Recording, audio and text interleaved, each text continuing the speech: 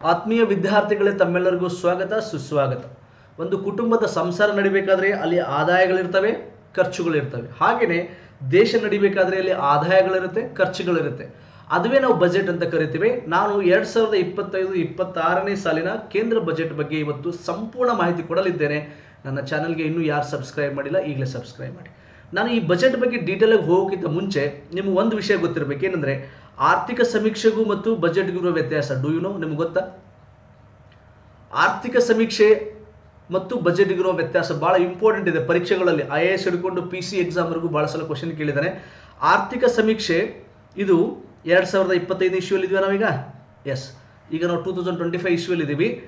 ಆರ್ಥಿಕ ಸಮೀಕ್ಷೆ ಬಜೆಟ್ನ ಹಿಂದಿನ ದಿನ ಬಿಡುಗಡೆ ಮಾಡುತ್ತಾರೆ. ಬಜೆಟ್ನ ಹಿಂದಿನ ದಿನ ಅಂದರೆ ಬಜೆಟ್ ಯಾವಾಗ ಮಂಡನೆ ಮಾಡಿದ್ರು? ಫೆಬ್ರವರಿ 1ರಂದು. ಓಕೆ, ಕೇಂದ್ರ ಸರ್ಕಾರದ ಬಜೆಟು ಫೆಬ್ರವರಿಯ ಮೊದಲ ದಿನದಂದು ಬಜೆಟ್ ಮಂಡನೆ ಮಾಡಿದ್ರು. ಅದರ ಹಿಂದಿನ ದಿನ ಆರ್ಥಿಕ ಸಮೀಕ್ಷೆಯನ್ನು ಬಿಡುಗಡೆಗೊಳಿಸಲಾಗುತ್ತದೆ. ಈ ಆರ್ಥಿಕ ಸಮೀಕ್ಷೆ ಮೇಲೆ ಏನಂತ ಬರೆದಿರ್ತಾರೆ? 2024-25 ಅಂತ ಮೆನ್ಷನ್ ಮಾಡಿರ್ತಾರೆ. ಈ ವರ್ಷ ಮತ್ತು ಹಿಂದಿನ ವರ್ಷ ಅಂತ ಮಾಡಿರ್ತಾರೆ. ಆದರೆ ಬಜೆಟ್ ಮೇಲೆ ಏನಂತ ಮಂಡನೆ ಮೆನ್ಷನ್ ಮಾಡಿರ್ತಾರೆ? 2025-26 ಅಂದರೆ ಮುಂದಿನ ವರ್ಷ. ಅರ್ಥ ಆಗ್ತಿದೆಯಾ? ಸೊ ಆರ್ಥಿಕ ಸಮೀಕ್ಷೆ ಹಿಂದೆ ನಡೆದ ಒಂದು ವರ್ಷದಲ್ಲಿ ಏನೆಲ್ಲ ಆಯಿತು ಅನ್ನೋ ವಿಷಯಗಳನ್ನು ಒಳಗೊಂಡಿರುತ್ತದೆ. ನಮ್ಮ ಭಾರತದ ಅರ್ಥವ್ಯವಸ್ಥೆ ಹೆಂಗಿತ್ತು, GDP ಎಷ್ಟು ಪರ್ಸೆಂಟೇಜ್ ಇತ್ತು, ಎಷ್ಟು ಗ್ರೋತ್ ಆಯಿತು, ಎಷ್ಟು ಬಿತ್ತು ಏಳ್ತು, ಎಲ್ಲ ಅದರಲ್ಲಿ ಮಾಹಿತಿ ಇರುತ್ತೆ. ಆದರೆ ಬಜೆಟು ಮುಂದಿನ ಒಂದು ವರ್ಷದಲ್ಲಿ ನಾವು ಏನೇನು ಮಾಡಲಿದ್ದೇವೆ, ಮುಂದಿನ ಒಂದು ವರ್ಷದಲ್ಲಿ ಏನೆಲ್ಲ ಕಾರ್ಯಗಳು ಮಾಡಲಿದ್ದೇವೆ ಅನ್ನೋದು ಬಜೆಟಲ್ಲಿ ಇರುತ್ತೆ. ವ್ಯತ್ಯಾಸ ಗೊತ್ತಾಗ್ತಿದೆಯಾ? ಇದು IAS ಎಕ್ಸಾಮಲ್ಲೆಲ್ಲ ಕ್ವಶನ್ ಕೇಳಿದ್ದಾನೆ. ಮತ್ತು ಇಂಪಾರ್ಟೆಂಟ್ ಏನು ಕ್ವಶನ್ ಅಪ್ಪ ಅಂದರೆ, ಈ ಒಂದು ಆರ್ಥಿಕ ಸಮೀಕ್ಷೆ ಮತ್ತು ಬಜೆಟ್ ಯಾವ ಒಂದು ಇಲಾಖೆ, department, which department is responsible for publishing these two ಅಂತ ಕೇಳಿದಾನೆ. ಯಾವ ಇಲಾಖೆ ಇವುಗಳನ್ನು ಬಿಡುಗಡೆಗೊಳ್ಳುತ್ತಂದ್ರೆ ಆರ್ಥಿಕ ವ್ಯವಹಾರಗಳ ಇಲಾಖೆ, ಡಿಪಾರ್ಟ್ಮೆಂಟ್ ಆಫ್ ಎಕನಾಮಿಕ್ ಅಫೇರ್ಸ್. ಗೊತ್ತಾಯ್ತಾ? ಸೊ ಫೈನಾನ್ಸ್ ಮಿನಿಸ್ಟ್ರಿ ಇದೆಯಲ್ಲ, ನಾವು ಏನಂತ ಕರಿತೀವಿ? ಹಣಕಾಸು ಮಂತ್ರಾಲಯ ಅಂತ ಕರಿತೀವಿ. ಹಣಕಾಸು ಮಂತ್ರಾಲಯ ಇದೆಯಲ್ಲ, ಹಣಕಾಸು ಮಂತ್ರಾಲಯದಲ್ಲಿ 6 ಇಲಾಖೆಗಳಿದೆ. ಸುಮಾರು 6 ಇಲಾಖೆಗಳಿದೆ, 6 ಡಿಪಾರ್ಟ್ಮೆಂಟ್ಸ್ ಇದೆ. ಅದರಲ್ಲಿ ಒಂದು ಇಲಾಖೆ ಯಾವುದಪ್ಪ ಅಂದರೆ ಆರ್ಥಿಕ ವ್ಯವಹಾರಗಳ ಇಲಾಖೆ, ಡಿಪಾರ್ಟ್ಮೆಂಟ್ ಆಫ್ ಎಕನಾಮಿಕ್ ಅಫೇರ್ಸ್. ಇವರು ಆರ್ಥಿಕ ಸಮೀಕ್ಷೆ ಮತ್ತು ಬಜೆಟ್ ಅನ್ನು ಸಿದ್ಧಪಡಿಸ್ತಾರೆ. ಇದನ್ನು ನೆನ್ಪಿಟ್ಕೋಬೇಕು. Very very important as per as the exams are concern. ಅರ್ಥ ಆಯ್ತಾ? ಪರೀಕ್ಷೆಗಳನ್ನು ನೀವು ಗಮನದಲ್ಲಿಟ್ಕೋಬೇಕಾದ್ರೆ ಈ ಬಜೆಟ್ಗೆ ಸಂಬಂಧಪಟ್ಟ ಒಂದಿಷ್ಟು ಬೇಸಿಕ್ ವಿಷಯಗಳು ನಿಮಗೆ ಗೊತ್ತಿರಬೇಕು. ಅವನ್ನ ನಾನು ಹೇಳಿದೆ. ಓಕೆ, ಈಗ ಬಜೆಟಿಗೆ ಬರೋಣ.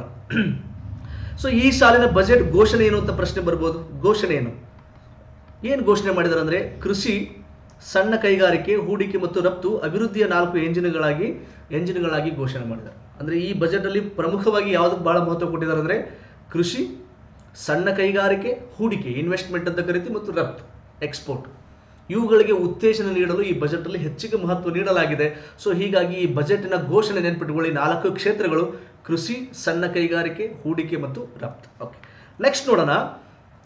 ಈ ಸಾಲಿನ ಬಜೆಟಿನ ವಿಶೇಷತೆ ಏನು? ಈ ಸಾಲಿನ 2025-26ನೇ ಸಾಲಿನ ಬಜೆಟಿನ ವಿಶೇಷತೆ ಅಂದರೆ ವಾರ್ಷಿಕ 12.75 ಲಕ್ಷದವರೆಗೆ ವರಮಾನ ಇದ್ದವರಿಗೆ ಆದಾಯ ತೆರಿಗೆ ಇಲ್ಲ. ಸೊ ತಾವೆಲ್ಲ ನ್ಯೂಸಲ್ಲಿ ನೋಡಿದ್ದೀರಾ, ನಿನ್ನೆ ಬಜೆಟ್ ಮಂಡನೆ ಮಾಡಿದಾಗಿಂದ ಇದ್ರ ಬಗ್ಗೆನೇ ಚರ್ಚೆ ಆಗ್ತಿದೆ. ಸೊ ಮಧ್ಯಮ ವರ್ಗದವರಿಗೆ ಭಾಳಷ್ಟು ರಿಲೀಫ್ ಆಗ್ತಾ ಇದೆ. ಸುಮಾರು ವರ್ಷಿಗೆ 70-80 ಸಾವಿರ ರೂಪಾಯಿ ಉಳಿತೈತಿ ಅಂತ ಚರ್ಚೆ ಆಗ್ತಾ ಇದೆ. ಸೊ ಈ ಒಂದು ಬಜೆಟಿನ ವಿಶೇಷತೆ, ತುಂಬ ಬಜೆಟ್ನ ಹೈಲೈಟ್ ಏನಪ್ಪ ಅಂದರೆ, ಸೊ ಮಧ್ಯಮ ವರ್ಗದವರಿಗೆ ಅಂದರೆ 12 ಲಕ್ಷಕ್ಕಿಂತ ಕಡಿಮೆ ಆದಾಯ ಇರುವವರಿಗೆ ಯಾವುದೇ ಆದಾಯ ತೆರಿಗೆ ಇಲ್ಲ. There is no income tax below 12 lakh income. Okay, next budget ಗಾತ್ರ ನೋಡೋಣ. ಎಷ್ಟು ದೊಡ್ಡದಿದೆ ನಮ್ಮ ಬಜೆಟ್. ಈ ಫಾರ್ ಎಕ್ಸಾಂಪಲ್ ನಿಮ್ಮ ಕುಟುಂಬ ಇದೆ, ನಿಮ್ಮ ಕುಟುಂಬದ ಎಷ್ಟಿದೆ ಗಾತ್ರ ಅಂದರೆ ವರ್ಷಿಗೆ ಎಷ್ಟು ಖರ್ಚು ಮಾಡ್ತೀರಿ? 4 ಲಕ್ಷ ಅನ್ಕೊಳ್ಳೋ ನಿಮ್ಮ ಬಜೆಟ್. ನಿಮ್ಮ ವರ್ಷಿಗೆ ನಮ್ಮ ಮನೆಗೆ, ನಮ್ಮ ಕುಟುಂಬದ 4 ಲಕ್ಷ ಖರ್ಚಾಗುತ್ತೆ. ಎಲ್ಲ ಬಂತು. ನಿಮ್ಮ ಮನೆ ಮಕ್ಕಳು ಸ್ಕೂಲ್ದು ಫೀಸು ಎಲ್ಲ ಬಂತು. ಹಾಗೆಯೇ ಭಾರತದ್ದು ಎಷ್ಟು ಖರ್ಚು ಮಾಡುತ್ತೆ ಒಂದು ವರ್ಷಿಗೆ? ಎಷ್ಟು ಖರ್ಚು ಮಾಡುತ್ತೆ ಅಂದರೆ ಸುಮಾರು 50 ಲಕ್ಷ ಕೋಟಿ ಇದೆ. 50.6 ಇದೆ. 50 ಒಟ್ಟು ನಮ್ಮ ಭಾರತ ಒಂದು ವರ್ಷಕ್ಕೆ ಖರ್ಚು ಮಾಡೋ ಹಣ ಎಷ್ಟು ಅಂದರೆ 50 ಲಕ್ಷ ಕೋಟಿ, 50 lakh crores ಬಜೆಟ್ ಗಾತ್ರ. ನೆನ್ಪಿಟ್ಕೊಳ್ಳಿ. ನೆಕ್ಸ್ಟ್ ಇದಾದಮೇಲೆ ಈಗ ಬಜೆಟ್ ಇತಿಹಾಸ ತಿಳ್ಕೊಳ್ಳೋಣ. ಬಜೆಟ್ ನಮ್ಮ ಭಾರತದಲ್ಲಿ ಹೇಗೆಲ್ಲ ಬೆಳೆದು ಬಂತು ಅನ್ನೋದು ಇದರ ಇತಿಹಾಸವನ್ನು ನಾವು ನೋಡೋದಾದರೆ, PC ಮಹಾಲನೋಬಿಸ್ ಅವರನ್ನು ಭಾರತದ ಬಜೆಟಿನ ಪಿತಾಮಹ ಎಂದು ಕರೆಯುತ್ತಾರೆ. ನೆನ್ಪಿಟ್ಕೊಳ್ಳಿ. ಫಾದರ್ ಆಫ್ ಇಂಡಿಯನ್ ಬಜೆಟ್, ಭಾರತದ ಬಜೆಟಿನ ಪಿತಾಮಹ ಎಂದು ಯಾರನ್ನು ಕರೀತಾರೆ? PC ಮಹಾಲನೋಬಿಸ್. ನೆನ್ಪಿಟ್ಕೊಂತಿರಲ್ಲ, ಇವರು 2ನೇ ಪಂಚವಾರ್ಷಿಕ ಯೋಜನೆ ಇವರ ಒಂದು ಪ್ಲಾನ್ ಪ್ರಕಾರ ಆಗಿದೆ. ಸೆಕೆಂಡ್ 5 year ಪ್ಲಾನ್ ಕೂಡ ಅದು ಯಾರ ಯೋಜನೆ ಅಂತ ಕರೀತಾರೆ? PC ಮಹಾಲನಬಿಸ್ ಯೋಜನೆ ಅಂತಲೇ ಕರೀತಾರೆ, ಗೊತ್ತಿರಲಿ ನಿಮಗೆ. ಬೃಹತ್ ಕೈಗಾರಿಕೆಗಳಿಗೆ ಮಹತ್ವ ಕೊಟ್ಟಿರುವಂತಹ ಒಂದು 5 ಇಯರ್ ಪ್ಲಾನ್, ಪಂಚವಾರ್ಷಿಕ ಯೋಜನೆ. ಇವರು ಸಂಖ್ಯಾಶಾಸ್ತ್ರಜ್ಞರು ಬಹಳ ಎಕ್ಸ್ಪರ್ಟ್ ಇದ್ರು. ಹೀಗಾಗಿ ಇವರನ್ನ ಭಾರತದ ಬಜೆಟಿನ ಪಿತಾಮಹ ಎಂದು ಕರೆಯುತ್ತಾರೆ. ಬಜೆಟ್ ಅನ್ನ ವಾರ್ಷಿಕ ಹಣಕಾಸು ಹೇಳಿಕೆ ಅಂತಲೂ ಕರೆಯುತ್ತಾರೆ. ಆನ್ಯುವಲ್ ಫೈನಾನ್ಷಿಯಲ್ ಸ್ಟೇಟ್ಮೆಂಟ್ ಅಂತ ಕರೀತಾರೆ. ಬಜೆಟ್ ಅನ್ನ ಇನ್ನೊಂದು ಅರ್ಥದಲ್ಲಿ ಹೇಳ್ತಾರೆ. ಬಜೆಟ್ ಅನ್ನ ವಾರ್ಷಿಕ ಹಣಕಾಸು ಹೇಳಿಕೆ ಅಥವಾ ಆನ್ಯುವಲ್ ಫೈನಾನ್ಷಿಯಲ್ ಸ್ಟೇಟ್ಮೆಂಟ್ ಅಂತ ಕರೀತಾರೆ. ಬಜೆಟ್ ಅಂದ್ರೆ ಒಂದು ನಿರ್ದಿಷ್ಟ ಸಮಯದ ಆದಾಯ ಮತ್ತು ವೆಚ್ಚದ ಅಂದಾಜ ಆಗಿರುತ್ತೆ. ನಿರ್ದಿಷ್ಟ ಸಮಯ ಅಂದ್ರೆ ಒಂದು ವರ್ಷ, ಆರ್ಥಿಕ ಒಂದು ವರ್ಷದಲ್ಲಿ ಎಷ್ಟು ಆದಾಯ ಬಂತು, ಎಷ್ಟು ಖರ್ಚು ಮಾಡ್ತಾ ಇದೀವಿ ಅನ್ನೋದು ತೋರಿಸುತ್ತೆ. ಎಷ್ಟು ಆದಾಯ ಇದೆ, ಎಷ್ಟು ಖರ್ಚು ಮಾಡ್ತಾ ಇದೀವಿ ಅನ್ನೋದು ತೋರಿಸುತ್ತೆ. ನೆಕ್ಸ್ಟ್, ಸಂವಿಧಾನದ 112ನೇ ವಿಧಿಯ ಪ್ರಕಾರ ಮುಂಗಡ ಪತ್ರವನ್ನು ಮಂಡಿಸಲಾಗುತ್ತೆ. ಮುಂಗಡ ಪತ್ರ ಅಂದ್ರೂ ಕೂಡ ಬಜೆಟ್. ಓಕೆ, ಕನ್ಫ್ಯೂಸ್ ಆಗಬೇಡಿ. ವಾರ್ಷಿಕ ಹಣಕಾಸು ಹೇಳಿಕೆ ಅಂದ್ರೂ ಅದೇ, ಬಜೆಟ್ ಅಂದ್ರೂ ಅದೇ, ಮುಂಗಡ ಪತ್ರ ಅಂದ್ರೂ ಅದೇ. ಓಕೆ, ಎಲ್ಲ ಒಂದೇ, ಹಳೆಯಲ್ಲ ಮಗಳ ಗಂಡ. ಸಂವಿಧಾನದ 112ನೇ ವಿಧಿಯಲ್ಲಿ ಈ ಒಂದು ಮುಂಗಡ ಪತ್ರವನ್ನು ಮಂಡಿಸಬೇಕು ಅಂತ ಹೇಳಲಾಗಿದೆ. ಸಂವಿಧಾನದ ಪ್ರಕಾರ ಎಲ್ಲವೂ ನಡೆದುಕೊಂಡು ಬರ್ತಾ ಇದೆ. ಓಕೆ, 112ನೇ ವಿಧಿ ನೆನ್ಪಿಟ್ಕೊಳ್ಳಿ. ಆಲ್ ರೈಟ್, ಮುಂದೆ ನೋಡೋಣ. ಭಾರತದಲ್ಲಿ ಮೊದಲ ಬಾರಿಗೆ ಮುಂಗಡ ಪತ್ರವನ್ನು ಜೇಮ್ಸ್ ವಿಲ್ಸನ್ 1860ರಲ್ಲಿ ಮಂಡಿಸಿದನು. ಇನ್ನೊಬ್ಬ ಸ್ಕಾಟ್ಲೆಂಡ್ ದೇಶದವನು, ಆದರೆ ಬ್ರಿಟಿಷ್ ಸರ್ಕಾರದಲ್ಲಿ ಒಬ್ಬ ಅಧಿಕಾರಿ ಕೆಲಸ ಮಾಡ್ತಾ ಇದ್ದ. ಇವನು ನಮ್ಮ ದೇಶದಲ್ಲಿ ಮೊಟ್ಟ ಮೊದಲ ಬಾರಿಗೆ ಬಜೆಟ್ ಅನ್ನು ಮಂಡಿಸ್ತಾನೆ 1860ರಲ್ಲಿ. ಓಕೆ, ಸುಮಾರು 150-160 ವರ್ಷಗಳ ಹಿಂದೆ, 170 ಆಗುತ್ತೆ, ಎಷ್ಟಾಗುತ್ತೆ? 1860, 1960, 100 ವರ್ಷ, ಈ ಕಡೆ 40, 60, 160 ವರ್ಷ ಹಿಂದೆ ಅವಾಗಲೇ ಬಜೆಟ್ ಭಾರತಕ್ಕೆ ಪರಿಚಯಿಸಲಾಗಿದೆ. ಜೇಮ್ಸ್ ವಿಲ್ಸನ್ ಮಂಡಿಸಿದ, ನೆನಪಿಟ್ಕೊಳ್ಳಿ. ಸ್ವತಂತ್ರ ಭಾರತದ ಮೊದಲ ಬಜೆಟ್ ಅನ್ನು ಮೊದಲ ಹಣಕಾಸು ಮಂತ್ರಿಯಾಗಿದ್ದ ಷಣ್ಮುಗಂ ಚೆಟ್ಟಿ ನವೆಂಬರ್ 26, 1947ರಂದು ಮಂಡಿಸಿದರು. ಸೊ ಸ್ವತಂತ್ರ ಭಾರತದ ಮೊದಲ ಬಜೆಟ್ ಯಾರು ಮಂಡಿಸಿದ್ರು ಅಂದ್ರೆ ನೆನ್ಪಿಟ್ಕೋಬೇಕು, ಭಾರತದ ಮೊದಲ ಹಣಕಾಸು ಮಂತ್ರಿ ಷಣ್ಮುಗಂ ಚೆಟ್ಟಿ ಅವರು. ನೆನ್ಪಿಟ್ಕೋಬೇಕು, ವೆರಿ ವೆರಿ ಇಂಪಾರ್ಟೆಂಟ್. ನೆಕ್ಸ್ಟ್, ಕೇಂದ್ರದಲ್ಲಿ ಅತಿ ಹೆಚ್ಚು ಬಾರಿ ಬಜೆಟ್ ಮಂಡನೆ ಮಾಡಿದವರು ಮೊರಾರ್ಜಿ ದೇಸಾಯಿ ನೋಡಿ, 10 ಬಾರಿ. ಸೊ ಮೊರಾರ್ಜಿ ದೇಸಾಯಿ 10 ಬಾರಿ ಬಜೆಟ್ ಅನ್ನು ಮಂಡನೆ ಮಾಡಿದ್ದಾರೆ. ಅವರು ಒಮ್ಮೆ ಜನತಾ ಪಕ್ಷದಿಂದ ಪ್ರಧಾನಮಂತ್ರಿ ವ್ಯಕ್ತಿಯಾಗಿ ಕೂಡ ಆಯ್ಕೆಯಾಗಿದ್ರು.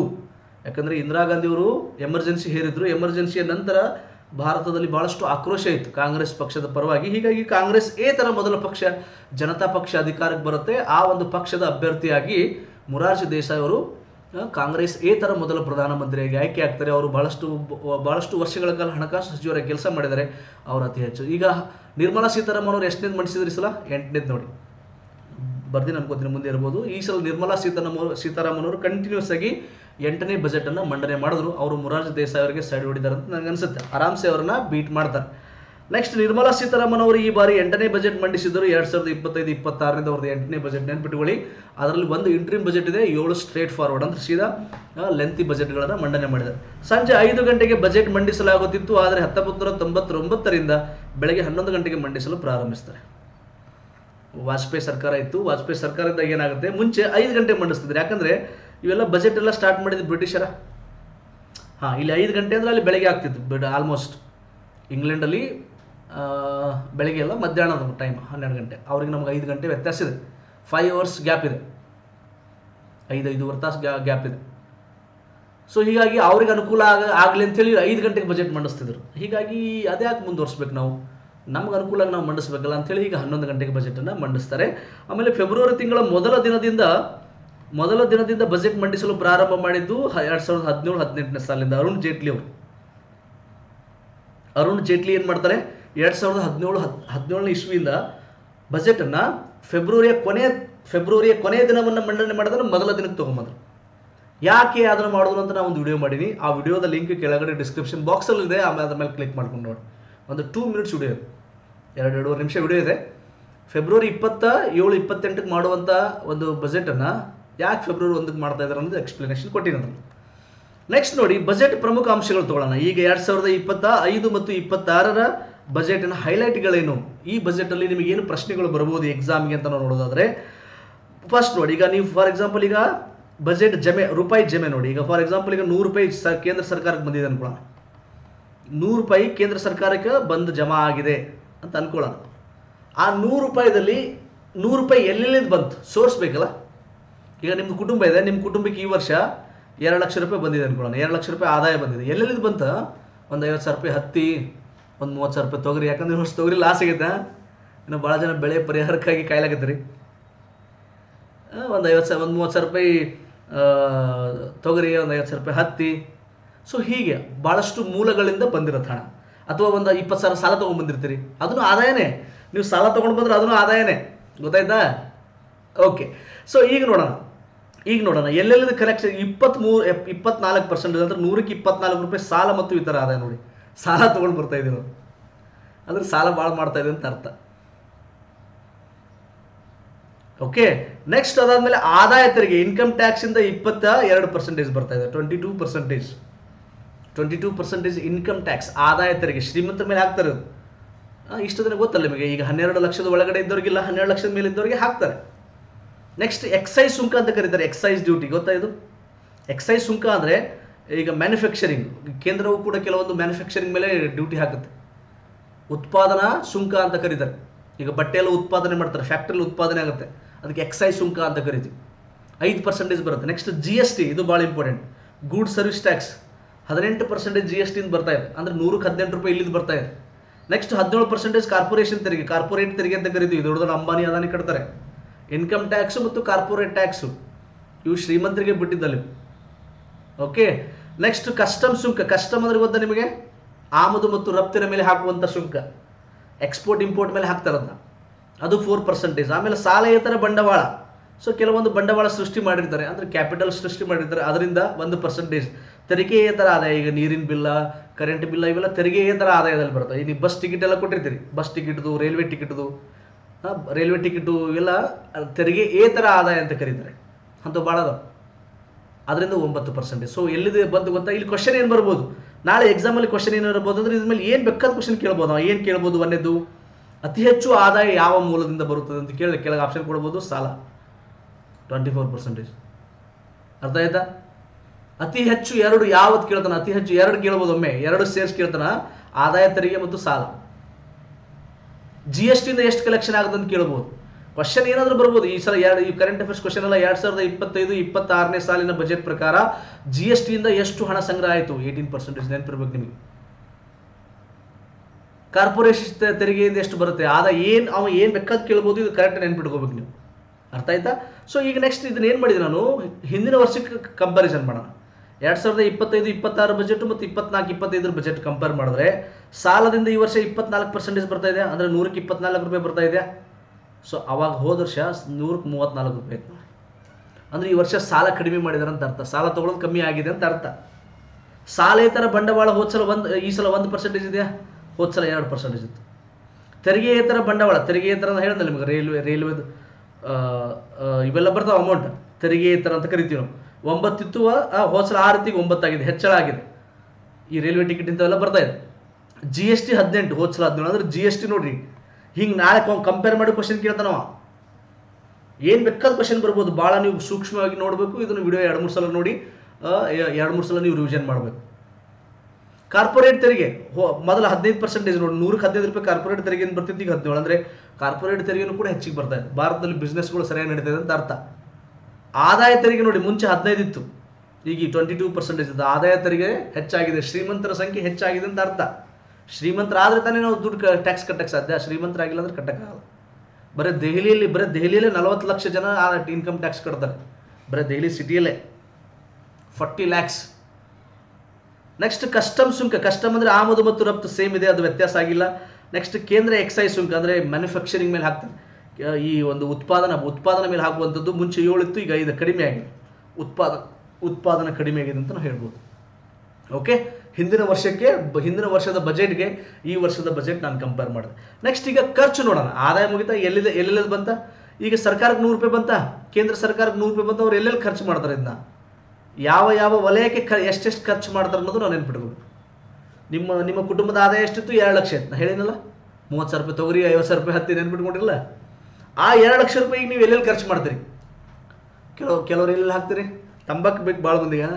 ತಂಬಾಕು ಇಲ್ಲಾಂದ್ರೆ ತಲೆನೇ ಓಡಲ್ರಿ ನಮ್ಗೆ. ತಂಬಾಕು ಫಿಕ್ಸ್ ಬೇಕು ನಮಗೆ. ಇಲ್ಲ ಕೆಲವು ಮಂದಿ ಬೀಡಿ ಹೊಡಿತಾರೆ, ಯಾರಿಗೂ ಕಾಣಲಾರ್ದಂಗೆ ಬೀಡಿ ಹೊಡಿತಿರ್ತಾರೆ. ಅಲ್ಲಿ ಬೀಡಿಗಿಂತ ಹೆಚ್ಚಿಗೆ ಕಡ್ಡೆ ಬಿನೇ ಬೇಕು ಅವ್ರಿಗೆ. ಯಾಕಂದ್ರೆ ಒಂದು ಬೀಡಿ ಸೇದಾಗ 4 ಎಷ್ಟೆಲ್ಲ ಹಚ್ತಾರೆ ಅವರು, ಗಾಳಿಗೆ ಆರಿಬಿಡ್ತದೆ. ಒಂದು ಬೀಡಿ ಕಟ್ಟೆ ಹೊಡಿಬೇಕಂದ್ರೆ 2 ಕಡ್ಡೆ ಬೇಕು, 3 ಕಡ್ಡೆ ಬೇಕು ಅವ್ರಿಗೆ. ಓಕೆ, ಸೊ ಖರ್ಚುಗಳು ಎಲ್ಲೆಲ್ಲ ಆಗ್ತದೆ. ಈಗ ನೀವು ಮಕ್ಕಳಿಗೆ ಸಾಲಿ ಫೀಸು, ಆಮೇಲೆ ಮನೆಗೆ ಸಂಸಾರಕ್ಕೆ ಸಂತಿ ಮಾಡಬೇಕು, ಬಟ್ಟಿ ಖರ್ಚುಗಳು. ಹಾಗೆ ಸರ್ಕಾರ ಎಲ್ಲೆಲ್ಲಿ ಖರ್ಚು ಮಾಡುತ್ತೆ ಅನ್ನೋದು ಭಾಳ ಇಂಪಾರ್ಟೆಂಟು. ಬಡ್ಡಿ ಪಾವತಿಗೆ 20% ನೋಡ್ರಿ. ನಾವು ತೊಗೊಂಡ್ರೆ ಸಾಲಕ್ಕೆ ಬಡ್ಡಿ ಕಟ್ಟಬೇಕ್ರಿ. ಸಾಲ ಎಷ್ಟಿದೆ ತೋರಿಸ್ತೀನಿ. ಭಾರತದ ಸಾಲ, ನಮ್ಮ ಕೇಂದ್ರ ಸರ್ಕಾರದ ಸಾಲ ಮುಂದೆ ತೋರಿಸ್ತೀನಿ ನಾನು. ಪ್ರತಿ ವರ್ಷ 20%, 100 ರೂಪಾಯಿಯಲ್ಲಿ 20 ರೂಪಾಯಿ ನಾವು ಬಡ್ಡಿ ಕಟ್ತೀವಿ. ಮತ್ತು ನೀವು ಫಾರ್ ಎಕ್ಸಾಂಪಲ್ ನೀವು ಸಾಲ ತೊಗೊಂಡಿದ್ರೆ ನೀವು ಬಡ್ಡಿ ಕಟ್ತಿರಲ್ಲ ವರ್ಷ. ಗಂಟ ಅಲ್ಲೇ ಉಳಿಲಿ ಸರ್, ಬರೀ ಬಡ್ಡಿ ಕಟ್ಟೋದು ಹೋಗಿದ್ರೆ ಇರಲಿ. ನೆಕ್ಸ್ಟು ಕೇಂದ್ರೀಯ ವಲಯ ಯೋಜನೆ ನೋಡಿ. ಕೇಂದ್ರೀಯ ವಲಯ ಯೋಜನೆ ಅಂದರೆ ಸೆಂಟ್ರಲ್ ಗೌರ್ಮೆಂಟ್ದು ಯೋಜನೆಗಳಿರ್ತವೆ, ಸ್ಕೀಮ್ಗಳು ಇರ್ತವೆ. ಕೇಂದ್ರ ಸರ್ಕಾರದ ಯೋಜನೆಗಳಿರ್ತವೆ. JJM ಜಲ ಜೀವನ್ ಮಿಷನ್ನು, ಈಗ ನರೇಗಾ, ಮಹಾತ್ಮ ಗಾಂಧೀಜಿ ರಾಷ್ಟ್ರೀಯ ಉದ್ಯೋಗ ಖಾತ್ರಿ ಯೋಜನೆ ಅಂತ ಕರಿತೀವಿ, Mahatma Gandhiji national rural employment guarantee act ಅಂತ ಕಾರ್ಯಕ್ರಮಗಳು ಹೋಗುತ್ತೆ. ಸಹಾಯಧನ, ಸಬ್ಸಿಡಿ ಅಂತ ಕರಿತೀವಿ ನಾವು. ಸಹಾಯಧನ 6% ಸಹಾಯಧನ, ಸಬ್ಸಿಡಿ ಕೊಡ್ತಾರೆ ನೋಡ್ರಿ. ಹಣಕಾಸು ಆಯೋಗ ಮತ್ತು ಇತರೆ ವರ್ಗಾವಣೆಗಳು, ಟ್ರಾನ್ಸ್ಫರ್ಗಳಿಗೆ ಕೊಡ್ತಾರೆ. ನೆಕ್ಸ್ಟ್ ಅದಾದಮೇಲೆ 8%. ನೆಕ್ಸ್ಟ್ ತೆರಿಗೆ ಮತ್ತು ಸುಂಕದಲ್ಲಿ ರಾಜ್ಯಗಳ ಪಾಲು, ರಾಜ್ಯಗಳಿಗೆ ಹಂಚಿಕೆ ಮಾಡಬೇಕಲ್ರಿ. ಕೇಂದ್ರದಲ್ಲಿ ಬರುವಂತಹ ಈ ತೆರಿಗೆ ಹಣದಲ್ಲಿ ರಾಜ್ಯಗಳಿಗೂ ಕೂಡ ಹಂಚಿಕೆ ಮಾಡಬೇಕಾಗುತ್ತೆ. ಅದು ಹಣಕಾಸು ಆಯೋಗದ ಶಿಫಾರಸ್ಸಿನ ಮೇರೆಗೆ ಹಂಚಿಕೆ ಮಾಡ್ತಾರೆ, based on the recommendations made by finance commission. Next ರಕ್ಷಣಾ ವಲಯಕ್ಕೆ ನೋಡಿ 8% ನೋಡ್ರಿ. ಡಿಫೆನ್ಸ್ಗೆ ಎಲ್ಲ ಶಸ್ತ್ರಾಸ್ತ್ರಗಳು ಖರೀದಿ ಮಾಡಬೇಕು, ಮಿಲಿಟರಿಯಲ್ಲಿ ಸ್ಯಾಲರಿ ಕೊಡಬೇಕು, ಪಿಂಚಣಿ ಕೊಡಬೇಕು. ಕೇಂದ್ರ ಪ್ರಾಯೋಜಿತ ಯೋಜನೆಗಳು, ಸೆಂಟ್ರಲಿ ಸ್ಪಾನ್ಸರ್ಡ್ ಸ್ಕೀಮ್ಸ್ಗಳಿಗೆ, ಕೇಂದ್ರ ಸರ್ಕಾರದ ಯೋಜನೆಗಳಿಗೂ 8%. ನೆಕ್ಸ್ಟ್ ಇತರೆ 8%, ಪಿಂಚಣಿ 4%, ಪೆನ್ಷನ್. ಸೊ ಅದ್ರಾಗೆಲ್ಲ ಇತರೆ ಅಂದರೆ ಎಲ್ಲ ಸ್ಯಾಲ್ರಿ ಗಿಲ್ರಿ ಬಂತು, ಕೇಂದ್ರ ಸರ್ಕಾರದ ನೌಕರಿಗೆ ಸ್ಯಾಲ್ರಿ ಎಲ್ಲ ಬಂತದ್ರ. ಎಲ್ಲೆಲ್ಲಿ ಖರ್ಚು ಮಾಡ್ತಾರೆ. ಇಲ್ಲಿ ಕ್ವಶನ್ ಏನು ಬರುತ್ತೆ, ಅತಿ ಹೆಚ್ಚು ಖರ್ಚು ಎಲ್ಲಿ ಮಾಡ್ತಾರೆ ಅಂತ ಪ್ರಶ್ನೆ ಬರುತ್ತೆ. ರಾಜ್ಯಗಳ ಪಾಲಿಗೆ ಅತಿ ಹೆಚ್ಚು ಖರ್ಚಾಗುತ್ತೆ ನೋಡ್ರಿ. ಬಡ್ಡಿ ಪಾವತಿಗೆ ಎಷ್ಟು ಮಾಡ್ಬೋದು ಅಂತ ಕ್ವಶನ್ ಬರ್ಬೋದು, ಏನಾದರೂ ಕ್ವಶನ್ಸ್ ಬರ್ಬೋದು. ನೆನ್ಪಿಟ್ಕೋಬೇಕು. 2025-26ನೇ ಸಾಲಿನ ಬಜೆಟ್ ಪ್ರಕಾರ ಬಡ್ಡಿ ಪಾವತಿಯ ಪರ್ಸೆಂಟೇಜ್ ಎಷ್ಟು ಅಂತ ಪ್ರಶ್ನೆ ಬರ್ಬೋದು. ಏನು ಬೇಕಾದ ಕ್ವಶನ್ ಕೇಳ್ತಾನೆ. ಅರ್ಥ ಆಯ್ತಾ? ಸೊ ಈ ಪಾಯಿಂಟ್ ನೆನ್ಪಿಟ್ಕೊಳ್ಳಿ. ನೆಕ್ಸ್ಟ್ ಮತ್ತೊಂದು ಇಂಪಾರ್ಟೆಂಟ್, ಈಗ ನಾನು ಹಿಂದಿನ ಒಂದು ವರ್ಷಕ್ಕೆ ನಾವು ಕಂಪೇರ್ ಮಾಡಿದ್ರೆ ಖರ್ಚು ಯಾವುದಕ್ಕೆ, ವೆಚ್ಚ ಯಾವುದಕ್ಕೆ ಮಾಡ್ತಿದ್ರಪ್ಪ ಅಂದರೆ ಈ ವರ್ಷದ್ದು ಮತ್ತು ಹಿಂದಿನ ವರ್ಷದ ಕಂಪೇರ್ ಮಾಡಿದ್ರೆ ಕೇಂದ್ರ ಪ್ರಾಯೋಜಿತ ಯೋಜನೆಗಳಿಗೆ 100ಕ್ಕೆ 8 ರೂಪಾಯಿ ಖರ್ಚು ಮಾಡ್ತಿದ್ರು, ಅವಾಗ ಹೋದ ಸಲ 9 ರೂಪಾಯಿ ಇತ್ತು. ಇತರೆ ವೆಚ್ಚಗಳು ಅದರಿಗೆ ಬಂತು, ಕೇಂದ್ರ ಪ್ರಾಯೋಜಿತ ಯೋಜನೆಗಳು ಆಯಿತಾ. ನೆಕ್ಸ್ಟ್ ಇತರೆ ವೆಚ್ಚಗಳು, ಸ್ಯಾಲ್ರಿ ಗಿಲ್ರಿ ಸೇಮ್ ಇದೆ, ಪಿಂಚಣಿ ಸೇಮ್ ಇದೆ, 4 ಇದೆ. ನೆಕ್ಸ್ಟ್ ರಾಜ್ಯಗಳ ಪಾಲು ಮೊದಲು 18 ಇತ್ತು, ಈ ಸಲ 22 ಇದೆ. ಸೊ ಭಾಳ ಜನ ಹೇಳ್ತಾರೆ ಮೋದಿ ಸರ್ಕಾರ ರಾಜ್ಯಗಳಿಗೆ ಸರಿಯಾಗಿ ದುಡ್ಡು ಕೊಡಲ್ಲ, ಈ ಹೆಚ್ಚಿಗೆ ಮಾಡ್ಯಾರ ನೋಡ್ರಿ. ನಾ ಹೇಳ್ತಾ ಇಲ್ಲ, ಬಜೆಟ್ ಹೇಳ್ತಾ ಇದ್ದೆ. ಮತ್ತೇನ್ರಿ ಸರ್ ನೀವು BJP ಅಭಿಮಾನಿ? ಇಲ್ಲ, ನಾ ಯಾವ ಪಕ್ಷದ ಅಭಿಮಾನಿನೂ ಇಲ್ಲ. ನೀವು ಅಷ್ಟೇ, ನಿಮ್ಗೆ ಯಾವ ಪಕ್ಷ ಸಂಬಂಧ? ನಾಳೆ ನೀವು ಕಾಂಗ್ರೆಸ್ ಸರ್ಕಾರ ಇದ್ರೂ ಅವ್ರ ಕೆಳಗೆ ಕೆಲಸ ಮಾಡಬೇಕು, BJP ಸರ್ಕಾರ ಇದ್ರೂ ಅವ್ರ ಕೆಳಗೆ ಕೆಲಸ ಮಾಡಬೇಕು, ಯಾರಿದ್ರು ನೀವು ಅವ್ರ ಕೆಳಗೆ ಕೆಲಸ ಮಾಡಬೇಕು. ನಾಳೆ ನೀವು ಅಧಿಕಾರಿಗಳಾಗೋರು, ನೌಕರಿ ಮಾಡೋರು, ನಿಮಗೇನು ಸಂಬಂಧ ರಾಜಕೀಯಕ್ಕೆ? ನನಗೂ ರಾಜಕೀಯ ಸಂಬಂಧ ಇಲ್ಲ, ಆಯ್ತಾ? ನಾನು ಯಾರು ಪರವಾಗಿಲ್ಲ. ಯಾರು ಒಳ್ಳೇದು ಮಾಡಿದ್ರೆ ಒಳ್ಳೇದು ಹೊಗಳಿರ್ತೀನಿ, ಕೆಟ್ಟದ್ದು ಮಾಡಿದ್ರೆ ಬೈದಿರ್ತೀವಿ ಅಷ್ಟೇ, ಯಾರೇ ಇರಲಿ. ರಾಜ್ಯಗಳ ಪಾಲು ನೋಡಿ 22% ಇದೆ. ಈಗ 100ಕ್ಕೆ 22 ರೂಪಾಯಿ ಕೊಡ್ತಾ ಇದ್ದಾರೆ ರಾಜ್ಯಗಳಿಗೆ, ಹೆಚ್ಚಿಗೆ ಮಾಡಿದ್ದಾರೆ, ಹೋಸಲಕ್ಕಿಂತ ಹೆಚ್ಚಿಗೆ ಮಾಡಿದ್ದಾರೆ. ಕಂಪ್ಯಾರಿಸನ್ ನೋಡಿ, ನೆನ್ಪಿಟ್ಕೊಳ್ಳಿ. ಕೇಂದ್ರೀಯ ವಲಯ ಯೋಜನೆಗೆ 16 ಇದೆ, ಮುಂಚೆ 17, ಸ್ವಲ್ಪ ಕಮ್ಮಿ ಆಗಿದೆ. ಬಡ್ಡಿ ಪಾವತಿ ಸೇಮ್ ಇದೆ, ಹೋದ ಸಲನೂ ಸೇಮ್ ಇದೆ, ಈ ಸಲನೂ ಸೇಮ್ ಇದೆ. ರಕ್ಷಣಾ ವಲಯನೂ ಸೇಮ್ ಇದೆ, 8 ಸೇಮ್ ಇದೆ. ಸಹಾಯಧನ 7 ಇತ್ತು, ಕಮ್ಮಿ ಮಾಡಿದ್ದಾರೆ ಈ ಸಲ. ಸಬ್ಸಿಡಿ ಕಮ್ಮಿ ಮಾಡಿದ್ದಾರೆ ನೋಡ್ರಿ. ಇದು ಕ್ವಶನ್ ಕೇಳ್ಬೋದು. ಹೋದ ವರ್ಷಕ್ಕೆ ಹೋಲಿಸಿದರೆ, ಹೋದ ಬಜೆಟ್ಗೆ ಹೋಲಿಸಿದರೆ ಈ ಬಜೆಟಲ್ಲಿ ಸಬ್ಸಿಡಿ ಕಮ್ಮಿ ಮಾಡಲಾಗಿದೆ. ಅಂದರೆ ಪಾಪ್ಯುಲರ್ ಸ್ಕೀಮ್ಗಳಿಗೆ ಹೆಚ್ಚು ಒತ್ತು ಕೊಟ್ಟಿಲ್ಲ ಈ ಸಲ. ಗೊತ್ತಲ್ಲ ನಿಮಗೆ ಸಬ್ಸಿಡಿ ಅದಕ್ಕೆ ಕೊಡ್ತಾರೆ. ಈಗ ಯೂರಿಯಾ ಗೊಬ್ಬರ ಕೊಡ್ತಾರೆ ಸಬ್ಸಿಡಿ, ಮತ್ತು ಇದು ಕೊಡ್ತಾರೆ, ಅಕ್ಕಿ ಗೋಧಿ ಕೊಡ್ತಾರೆ. ಅಕ್ಕಿ ಗೋಧಿ ಬರೀ ಸ್ಟೇಟ್ ಗೌರ್ಮೆಂಟ್ ಅಲ್ಲ, ಕೇಂದ್ರದಿಂದ ಬರುತ್ತೆ ಅಮೌಂಟು, ಅವೆಲ್ಲ ಸಬ್ಸಿಡಿಗಳು, ಸಹಾಯಧನ. ನೆಕ್ಸ್ಟ್ ಹಣಕಾಸು ಆಯೋಗ ಮತ್ತು ಇತರೆ ವರ್ಗಾವಣೆಗಳು ಮುಂಚೆ 9 ಇತ್ತು, ಈಗ 8 ಕಮ್ಮಿ ಆಗಿದೆ. ಓಕೆ, ಸೊ ಒಟ್ಟಿನಲ್ಲಿ ಇಲ್ಲಿ ಇಂಪಾರ್ಟೆಂಟ್ ಪಾಯಿಂಟ್ ನೋಡಿ, ಸಹಾಯಧನ ಕಮ್ಮಿ ಆಗಿದೆ. ಇದು ಕ್ವಶನ್ ಬರ್ಬೋದು ಈ ಸಲ. ಸಬ್ಸಿಡಿ ಹೋದ ಸಲಗಿಂತಲೂ ಕಮ್ಮಿ ಮಾಡಿದ್ದಾರೆ, ಅಂದರೆ ಅಷ್ಟು ಪಾಪ್ಯುಲರ್ ಸ್ಕೀಮ್ಗಳಿಗೆ ಅಷ್ಟು ಮಹತ್ವ ಕೊಟ್ಟಿಲ್ಲ ಈ ಸಲ ಅಂತ ಅರ್ಥ. ಓಕೆ, ನೆಕ್ಸ್ಟ್ ನೋಡಿ ಕೇಂದ್ರ ಸರ್ಕಾರದ ಸಾಲ. ಇದು ಭಾಳ ಇಂಟ್ರೆಸ್ಟಿಂಗ್ ಇದೆ. ಸಾಲ ಎಷ್ಟು ಅದ್ರಿ ಸರ್ ನಮ್ಮ ದೇಶದ ಕೇಳ್ತಾರೆ ಭಾಳ ಜನ. ಕೇಂದ್ರ ಸರ್ಕಾರದ ಸಾಲ ನೋಡಿ, 2020-21ನೇ ಸಾಲಿನಲ್ಲಿ 121 ಲಕ್ಷ ಕೋಟಿ ಸಾಲ ಇತ್ತು. ನಾನು ಈ ವಿಡಿಯೋ ಸ್ಟಾರ್ಟ್ ಮಾಡೋಕ್ಕೆ ಫಸ್ಟಿಗೆ ಹೇಳಿದ್ದೀನಿ, ನಮ್ಮ ಬಜೆಟ್ನ ಗಾತ್ರ ಎಷ್ಟು, 50 ಲಕ್ಷ ಕೋಟಿ ಅಂತ ಹೇಳಿದ್ದೀನಿ. ಪ್ರತಿ ವರ್ಷ 50 ಲಕ್ಷ ಕೋಟಿ ಬಜೆಟ್ ಇದೆ. ಮುಂದೆ ವರ್ಷ ಹೆಚ್ಚಿಗೆ ಆಗುತ್ತೆ ಬಿಡಿ, ವರ್ಷ ಬಜೆಟ್ ಗಾತ್ರ ಹೆಚ್ಚಾಗುತ್ತೆ. ಆದರೆ ಈಗ ಸಾಲ ಎಷ್ಟಿತ್ತು 2020-21ರಲ್ಲಿ? ನಮ್ಮ ಬಜೆಟಿನ 2 ಪಟ್ಟಿಗಿಂತ ಹೆಚ್ಚು. ನೆಕ್ಸ್ಟ್ 2021-22ರಲ್ಲಿ ಮತ್ತೆ ಸಾಲ ಹೆಚ್ಚಾಯ್ತು ನಮ್ಮ ದೇಶದ್ದು, 135 ಲಕ್ಷ ಕೋಟಿ. ನಾವು ಭಾಳ ಜನ ಕೋಟಿ ನೋಡೇ ಇಲ್ಲ, ಅಂತಂದ್ರೆ 135 ಲಕ್ಷ ಕೋಟಿ ಲೆಕ್ಕ ಹಾಗಾಗಿ ತಲೆ ಗಿರೋದಿದೆ, ತಲೆ ಮಡ್ಡಿಳಿದೈತಿ. ನೆಕ್ಸ್ಟ್ 152 ಲಕ್ಷ ಕೋಟಿ 2022-23 ನೋಡಿ ಹೆಚ್ಚಾಗ್ತಾನೆ ಹೋಗ್ತಾ ಇದೆ. 2023-24 168, 24-25 181. ಇದ್ಯಾಕೆ ಬಂತಿದ್ದು, ಇದು ಎಕ್ಸ್ಟ್ರಾ ಮನೆ. ಓಕೆ, ಈ ವರ್ಷ 2025-26 ಬಜೆಟ್ ಪ್ರಕಾರ ಭಾರತದ ಸಾಲ ಹತ್ತತ್ರ 2 ಲಕ್ಷ ಕೋಟಿ ಆಗಿದೆ ನೋಡಿ. 200 ಲಕ್ಷ ಕೋಟಿಗೆ ಬಂದಿದೆ. 196 ಲಕ್ಷ ಕೋಟಿ. ಪ್ರತಿ ವರ್ಷ ಸಾಲ ಹೆಚ್ಚಾಗ್ತಾನೆ ಇದೆ. ಅರ್ಥ ಆಗ್ತಿದೆಯಾ? ಸೊ ಅದಕ್ಕೆ ನಮ್ಮ ಬಜೆಟಲ್ಲಿ, ಈ ಬಜೆಟಲ್ಲಿ 20% ಬರೀ ಬಡ್ಡಿ ಕಟ್ಟಕ್ಕೆ ಹೋಗುತ್ತೆ. 20% ಅಂದ್ರೆ ಎಷ್ಟ್ರಿ? 50 ಲಕ್ಷ ಕೋಟಿಯಲ್ಲಿ 10 ಲಕ್ಷ ಕೋಟಿ ನಾವು ಬಡ್ಡಿ ಕಟ್ತೀವಿ. 10 ಲಕ್ಷ ಕೋಟಿ 20% ಎಷ್ಟಾಗುತ್ತೆ? 100ಕ್ಕೆ 20, 50ಕ್ಕೆ 10. 10 ಲಕ್ಷ. ಈ 200 ಲಕ್ಷ ಕೋಟಿಗೆ ನಾವು 10 ಲಕ್ಷ ಕೋಟಿ ವರ್ಷ ಬಡ್ಡಿ ಕಟ್ತೀವಿ. 10 ಲಕ್ಷ ಕೋಟಿ ಬಡ್ಡಿ ಕಟ್ತೀವಿ.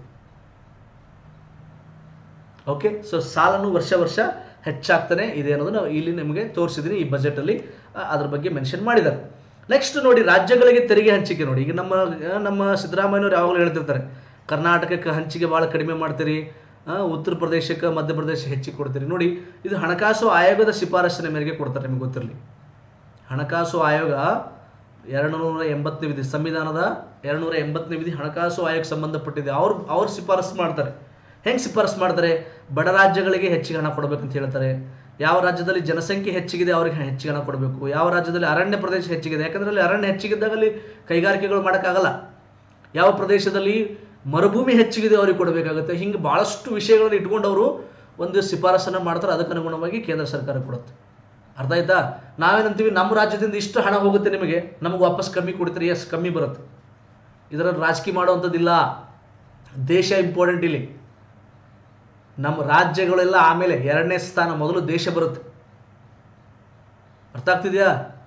ಹಂಗೆ ನಾವು ಪ್ರಶ್ನೆ ಮಾಡಕ್ಕೆ ಬರೋಲ್ಲ. ನಮ್ಮ ರಾಜ್ಯದಿಂದ ಅತಿ ಹೆಚ್ಚು ನೀವು ತೆರಿಗೆ ಸಂಗ್ರಹಿಸ್ತೀರಾ, ನಮಗೆ ಯಾಕೆ ವಾಪಸ್ ಕಮ್ಮಿ ಕೊಡ್ತೀರಾ?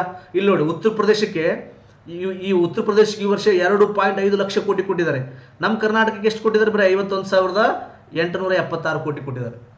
ಅವ್ರಿಗೆ ಯಾಕೆ 2.5 ಲಕ್ಷ, ನಮಗೆ ಯಾಕೆ ಬರೀ 51,000 ಅಂತ ಕೇಳಕ್ಕೆ ಬರಲ್ಲ. ಹಂಗೆ ಬರಲ್ಲ. ಈಗ ಹೆಂಗಾಗುತ್ತೆ ಗೊತ್ತಾ? ನಮ್ಮ ಕರ್ನಾಟಕದಲ್ಲಿ ಸುಮಾರು 50% ಆದಾಯ ಎಲ್ಲಿಂದ ಬರುತ್ತೆ ಗೊತ್ತಾ? ಬರೀ ಬೆಂಗಳೂರು ನಗರದಿಂದ ಬರುತ್ತೆ. ಆ ದುಡ್ಡನ್ನು ತಗೊಂಡು ನೀವು ಗುಲ್ಬರ್ಗ, ಹುಬ್ಬಳ್ಳಿ, ಚಾಮರಾಜನಗರ, ಕೋಲಾರ ಅಲ್ಲಕ್ಕೆ ಹಾಕ್ತೀರಿ. ನಮ್ಮ ಬೆಂಗಳೂರು ದುಡ್ಡು ಬೆಂಗಳೂರಿಗೆ ಕೊಡ್ರಿ ಅಂತ ಬೆಂಗಳೂರವ್ರು ಕೇಳಿದ್ರೆ ಅದಕ್ಕೆ ಅರ್ಥ ಇದೆ? ಹಂಗೆ ಮಾಡಕ್ಕೆ ಬರಲ್ಲ. ಈಗ ಮನ್ಯಾಗ 4 ಮಂದಿ ಮಕ್ಕಳು, ಒಬ್ಬ ಮಗ ಹೆಚ್ಚಿಗೆ ದುಡಿತಾನೆ, ಒಬ್ಬ ಮಗ ಕಡಿಮೆ ದುಡಿತಾನೆ. ಹೆಚ್ಚಿಗೆ ದುಡ್ದ ನಾ ಹೆಚ್ಚಿಗೆ ದುಡಿತೀನಿ, ಎಲ್ಲ ನನಗೆ ಖರ್ಚು ಮಾಡಂದ್ರೆ ಹಂಗಿರಲ್ಲ. ಆ ಥರ ಮಾಡಕ್ಕೆ ಬರಲ್ಲ. ಮನೆ ಹೊಡಿತಾವೆ. ನೋಡಪ್ಪ, ನೀ ಹೆಚ್ಚಿಗೆ ದುಡಿದಲ್ಲ, ಖರ್ಚು ಸಮನಾಗಿ ಮಾಡೋದು. ಎಲ್ಲ ಮಕ್ಳಿಗೆ ಸಮನಾಗಿ ಮಾಡ್ಬೇಕಾಗತ್ತೆ, ನೋಡ್ಕೊಂಡು ಮಾಡ್ಬೇಕಾಗತ್ತೆ. ನಾ ಹೆಚ್ಚಿಗೆ ದುಡಿತೀನಿ, ನನಗೆ ಹೆಚ್ಚಿಗೆ ಕೊಡ್ರಿ, ಅವ ದುಡಿಯಲ್ಲ, ಅವ್ನಿಗೆ ಊಟನೇ ಹಾಕ್ಬಿಡ್ರಿ ಅಂದ್ರೆ ಸಂಬಂಧಗಳಿಗೆ ಬೆಲೆ ಇಲ್ಲ. ಕುಟುಂಬ ಅಂತ ಎಲ್ಲಿ ಉಳಿತದ? ಎಲ್ಲ ರೊಕ್ಕದ ಮಾರಿ ನೋಡ್ಕೊಂತ ಹೋದ್ರೆ ಕುಟುಂಬ, ಸಂಬಂಧ, ಅಣ್ಣ ತಮ್ಮ ಎಲ್ಲಿ ಉಳಿತದ? ಸೊ ದೇಶ ಅಂತ ಬಂದಾಗ ನಮ್ಮ ರಾಜ್ಯ ಶ್ರೀಮಂತಿದೆ, ನಮ್ಮ ರಾಜ್ಯ ನಾವೇ ಜಾಸ್ತಿ ತೆರಿಗೆ ಹೋಗುತ್ತೆ, ನಮ್ಮ ರಾಜ್ಯದ ನಮಗೆ ಹೆಚ್ಚಿಗೆ ಕೊಡ್ರಿ, ಹಂಗೆ ಬರಲ್ಲ. ಕೇಳೋದು ತಪ್ಪು. ಅದೆಲ್ಲ ರಾಜಕೀಯ, ಪಾಲಿಟಿಕ್ಸ್. It's completely politics. ಹೀಗಾಗಿ ನಮ್ಮ ದೇಶದಲ್ಲಿ ಯಾವ ರಾಜ್ಯ ಬಡ ರಾಜ್ಯ ಇದೆಯೋ, ಎಲ್ಲಿ ಜನಸಂಖ್ಯೆ ಹೆಚ್ಚಿದೆಯೋ, ಎಲ್ಲಿ ಕೈಗಾರಿಕೆಗಳು ಕಮ್ಮಿ ಇದೆಯೋ, ಸೊ ಅದನ್ನೆಲ್ಲ ನೋಡ್ಕೊಂಡು ಅವ್ರಿಗೆ ಸಹಜವಾಗಿ ಹೆಚ್ಚಿಗೆ ಹಂಚಿಕೆ ಆಗುತ್ತೆ, ದುಡ್ಡು ಅವ್ರಿಗೆ ಹೆಚ್ಚಿಗೆ ಹೋಗುತ್ತೆ. ಇಲ್ಲಿ ಎಕ್ಸಾಂಪಲ್ ಇದೆ ನೋಡಿ. ಸೊ ಉತ್ತರ ಪ್ರದೇಶ ನೋಡಿ, 2024 2024-25 ಅಂದ್ರೆ ಹೋದ ವರ್ಷ 2.3 ಲಕ್ಷ ಕೋಟಿ ಕೊಟ್ಟಿದ್ರು ಉತ್ತರ ಪ್ರದೇಶಕ್ಕೆ. ಈ ವರ್ಷ ಇನ್ನೂ ಹೆಚ್ಚಾಗಿದೆ, 2.5 ಲಕ್ಷ ಕೋಟಿ ಕೊಡಲಾಗಿದೆ. ಯಾಕಂದರೆ ಉತ್ತರ ಪ್ರದೇಶದಲ್ಲಿ ಬಡತನ ತಾಂಡವಾಡುತ್ತೆ, ಉತ್ತರ ಪ್ರದೇಶದಲ್ಲಿ ಜನಸಂಖ್ಯೆ ಭಾಳ ಇದೆ, ಉತ್ತರ ಪ್ರದೇಶದಲ್ಲಿ ಏನಾಗುತ್ತೆ, ಕೈಗಾರಿಕೆಗಳಿಲ್ಲ. ಇವೆಲ್ಲ ಫ್ಯಾಕ್ಟರ್ ಹಿಡ್ಕೊಂಡು ಕೊಡಬೇಕಾಗುತ್ತೆ. ನೆಕ್ಸ್ಟು ನೆನ್ಪಿಟ್ಕೊಳ್ಳಿ, ಅತಿ ಹೆಚ್ಚು ಶೇರ್ ಹಂಚಿಕೆ ಆಗೋದು ಉತ್ತರ ಪ್ರದೇಶ. ಎಕ್ಸಾಮಲ್ಲಿ ಕ್ವಶನ್ ಬರ್ಬೋದು. ಆಮೇಲೆ ಬಿಹಾರ್ ನೋಡಿ, ಬಿಹಾರ್ 1.29 ಇತ್ತು ಹೋದ ಬಜೆಟಲ್ಲಿ. ಈ ಬಜೆಟಲ್ಲಿ 1.43 ಇದೆ, 1,43,000 ಕೋಟಿ ಇದೆ. ಯಾಕಂದರೆ ಅಲ್ಲಿ ಜನಸಂಖ್ಯೆ ಭಾಳ ಇದೆ. ಅದಾದಮೇಲೆ ಮಧ್ಯಪ್ರದೇಶಕ್ಕೆ ಕೊಡ್ತಾರೆ, 1 ಲಕ್ಷ ಕೋಟಿ ಇದೆ. ಈಗ ಸ್ವಲ್ಪ ಹೆಚ್ಚಾಗಿದೆ, ಎಲ್ಲದಕ್ಕೆ ಹೆಚ್ಚಾಗಿದೆ. ಸಲ ಮಹಾರಾಷ್ಟ್ರ ನೋಡಿ 81,000 ಇದ್ದಿದ್ದು 89 ಆಗಿದೆ. ರಾಜಸ್ಥಾನ ಅಷ್ಟೇ. ಓಕೆ, ಇಲ್ಲಿ ಕರ್ನಾಟಕ ನೋಡಿ 46,000 ಕೋಟಿ ಇದ್ದು, ಈ ಸಲ 51,000 ಕೋಟಿ. ಬಟ್ ಪ್ರಾಬ್ಲಮ್ ಏನಂದರೆ, ಈಗ 51,000 ಕೋಟಿ ಅಂತ ಹೇಳಿದ್ದಾರೆ, ಅಷ್ಟು ಕೊಡಲ್ಲ. ಆದರೆ ಮತ್ತೊಂದಿಷ್ಟು ಹಣ ಉಳಿಸ್ಕೊಂಡಿರ್ತಾರೆ ನೋಡಿ. ಹೋದ ಬಜೆಟಲ್ಲಿ ಆ್ಯಕ್ಚುಲಿ ಘೋಷಿಸಿದ ಅನುದಾನ ಎಷ್ಟು? 5.7 ಲಕ್ಷ ಕೋಟಿ. ಆದರೆ ಕೊಟ್ಟಿದ್ದು 5.3 ಲಕ್ಷ ಕೋಟಿ. ಅಂದರೆ ಇನ್ನು 46,000 ಕೋಟಿ ಕೇಂದ್ರ ಸರ್ಕಾರ ಹಣ ಬಿಡುಗಡೆ ಮಾಡಿಲ್ಲ. ಇದು ಪ್ರಾಬ್ಲಮ್. ಇದು ನಾವು ಕ್ವಶನ್ ಮಾಡಬೇಕು. ನೀವು ಅನುದಾನ ಅಂತ ಇಟ್ಟಿರ್ತೀರ, ಈ ರಾಜ್ಯಕ್ಕೆ ಇಂತಿಷ್ಟು ಇಟ್ಟಾಗ ಹಣ ಬಿಡುಗಡೆ ಮಾಡಿಬಿಡ್ಬೇಕು, ಕೊಡಬೇಕು. ಅದರಾಗೆ ಉಳಿಸ್ಕೊಂಡು ಕುಂದ್ರೋದಲ್ಲ, ಅದು ತಪ್ಪು. ಅದನ್ನು ನಾವು ಪ್ರಶ್ನೆ ಮಾಡ್ಬೋದು. ನೋಡಿ, ಕರ್ನಾಟಕವು ಸೇರಿ ಎಲ್ಲ ರಾಜ್ಯಗಳಿಗೆ ಕೋತಾದ ಅನುದಾನ ಮೊತ್ತ 46,822 ಕೋಟಿ. ಇಲ್ಲೇ ಇದೆ ನೋಡಿ, 5.78 ದುಡ್ಡು ಇಟ್ಟಿದ್ದಾರೆ. ಬಟ್ ಅದರಲ್ಲಿ ಕೊಟ್ಟಿದ್ದು ಬರೀ 5.32, ಅಂದರೆ ಉಳಿದಿದ್ದೆಷ್ಟು 46,000 crores. ಅರ್ಥ ಆಯ್ತಾ? ಅದು ತಪ್ಪು, ಅದನ್ನು ನಾವು ಪ್ರಶ್ನೆ ಮಾಡಬಹುದು. ಓಕೆ, ಸೊ ಇಲ್ಲಿ ಈ ಸ್ಲೈಡಲ್ಲಿ ನಿಮಗೆ ಏನು ಕ್ವಶನ್ ಬರ್ಬೋದು? ಅತಿ ಹೆಚ್ಚು ಅನುದಾನ ಪಡೆಯುವಂಥ ರಾಜ್ಯ ಯಾವುದು ಗೊತ್ತಾಯ್ತಾ? ಕರ್ನಾಟಕಕ್ಕೆ ಎಷ್ಟು ಬಂತು ಗೊತ್ತಾ? 51,873. ಇವು ನೆನ್ಪಿಟ್ಕೊಡಿ. ಕರ್ನಾಟಕ ಈ ಲಿಸ್ಟಲ್ಲಿ ವೆರಿ ಇಂಪಾರ್ಟೆಂಟ್. ನೆಕ್ಸ್ಟ್ ನೋಡೋಣ, ಮುಂದೆ ಹೋಗೋಣ. ವಲಯವಾರು ವೆಚ್ಚ ನೋಡೋಣ. ಈ ಸಲ ಯಾವ್ಯಾವ ವಲಯಗಳಿಗೆ ಎಷ್ಟೆಷ್ಟು ದುಡ್ಡು ಖರ್ಚು ಮಾಡ್ತಾ ಇದ್ದಾರೆ ಹೈಯೆಸ್ಟ್ ಕೇಳ್ಬೋದು ನಾಳೆ. ಯಾವ ವಲಯಕ್ಕೆ ಹೆಚ್ಚಿನ ದುಡ್ಡು ಖರ್ಚು ಮಾಡ್ತಾ ಇದ್ದಾರೆ ಅಂದರೆ ರಕ್ಷಣಾ ನೋಡ್ರಿ, ಡಿಫೆನ್ಸ್ಗೆ ಹೆಚ್ಚು ಖರ್ಚು ಆಗ್ತಾ ಇದೆ. ವಲಯವಾರು ಇನ್ ಟರ್ಮ್ಸ್ ಆಫ್ ವಲಯವಾರು, ಇದು ನೋಡಿ ಕನ್ಫ್ಯೂಸ್ ಮಾಡ್ಕೋಬೇಡಿ. ನಾನು ವಲಯವಾರು ಅಂತಂದಾಗ ಇದನ್ನು ತಗೋಬೇಡಿ. ಇಲ್ಲಿ ಒಂದು ನಿಮಿಷ ಹೇಳ್ತೀನಿ ತಡೀರಿ, ಹಿಂದೆ ಬರ್ತೀನಿ ಈಗ. ಓಕೆ, ಹೆಚ್ಚಿಗೆ ಖರ್ಚು ಅಂತ ಬಂದಾಗ ಬಡ್ಡಿ ಪಾವತಿಗೆ ಹೆಚ್ಚು ಖರ್ಚು ಮಾಡ್ತೀವಿ. ಅವನು ಆಪ್ಷನ್ ಮೇಲೆ ಡಿಪೆಂಡ್ ಆಗುತ್ತೆ, ನೀವು ಕೊಟ್ಟಿರೋ ಆಯ್ಕೆಗಳ ಮೇಲೆ ಹೋಗುತ್ತೆ. ಅವನೇನಾದರೂ ಒಂದು 4 ವಲಯಗಳು ಕೊಡ್ತಾನೆ, ರಕ್ಷಣಾ ವಲಯ, ಗೃಹ ಇಂಥ ವಲಯ ಕೊಡ್ತಾನೆ. ಕೊಟ್ಟಾಗ ಆ ವಲಯದಲ್ಲಿ ಹೆಚ್ಚಿಗೆ ಯಾವುದಪ್ಪ ಅಂದ್ರೆ ರಕ್ಷಣಾ ವಲಯ ನೋಡ್ಬೇಕು. ನೀವು ಕ್ವಶನ್ ಹೆಂಗೆ ಕೇಳ್ತಾನೆ ಅದ್ರ ಮೇಲೆ ಆನ್ಸರ್ ಮಾಡಬೇಕು.